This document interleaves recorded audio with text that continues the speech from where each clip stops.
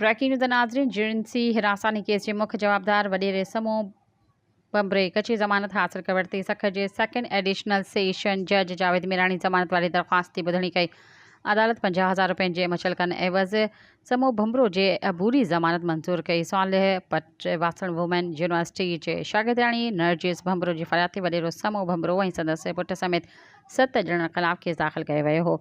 मुदाख़लत अदालत ईंदड़ ॿुधणी 26 अगस्त ताईं मुलतवी करे छॾी। ब्रेकिंग न्यूज़ नाज़रीन, जगह हिकु दफ़ो ॿीहर दोहराईंदा हलूं। जिनसी हिरासानी केस के मुख्य जवाबदार वडेरे समूह भुमरे कच्ची ज़मानत हासिल कर वरिती। सख जे सेकेंड एडिशनल सेशन जज जावेद मीरानी ज़मानत वारी दरख्वास्त ते ॿुधणी कई।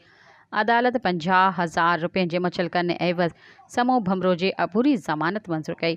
सालिह पट वासण वुमेन यूनिवर्सिटी जे शागिर्दियाणी नरजिस भुमरो जी फरियाद ते वडेरो समूह भुमरो ऐं संदसि पुट समेत 7 ॼणनि ख़िलाफ़ केस दाख़िल कयो वियो। अदालत ईंदड़ ॿुधणी 26 अगस्त ताईं मुलतवी करे छॾी।